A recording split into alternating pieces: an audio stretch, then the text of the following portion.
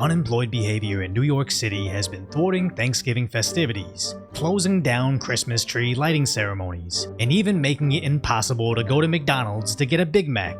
But then this blue-collar worker says what everybody is thinking. Go to work! Everybody should go to work!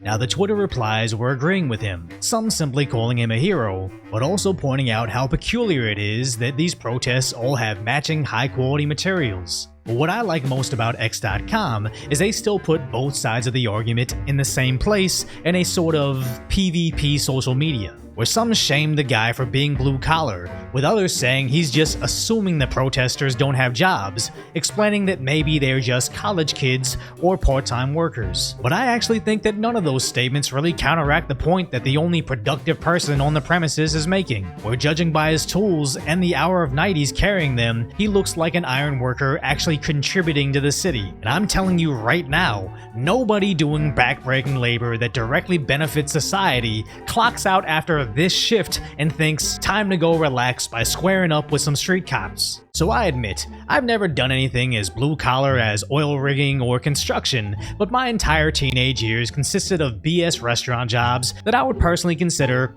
hard work. I never worked the closing shift at the Chinese restaurant, then went straight to my overnight shift at the burger shop, all while making certain that I was ready for my college courses and thought, I should go bike lock my neck to my car to stop traffic, or maybe I'll bike lock my neck to a tennis court, or possibly bike lock my neck to the gate outside the Capitol. Now some may think those activists' odd obsession with chaining themselves for change isn't quite the same as marching in the street waving flags, but I don't. Neither of these so-called protests will ever actually impact their so-called movements. Bike locking your neck to a net isn't going to cool the earth any more than blocking a McDonald's is going to stop Biden from sending billions of our tax bucket to go buy bombs for battles outside our borders. Maybe that's why the word activism is actually derived from the Latin phrase activity of vanity. Sure, I just made that up right now, but it doesn't make it any less true. You simply won't have the will for all this unemployed behavior unless you have enough free time to fill your day with activity that's purely for social media vanity. And that's what created this generation's next great rivalry, bigger than the Lakers versus the Celtics, more divisive than dog lovers versus Koreans. We now have blue-collar workers versus the bullies of EBT, where nobody with actually somewhere to be has time for this unemployed nonsense.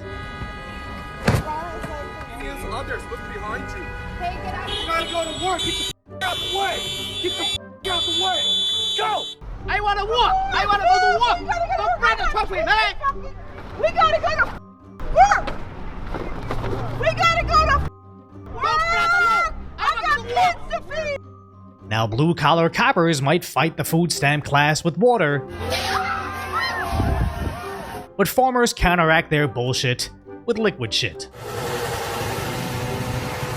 So if you appreciate my concise, lighthearted commentary on the tragic status of today's reality, hopefully I've earned your subscription, then go check out the video on how sports journalism is getting so ridiculously awful they may be soon joining that unemployed class.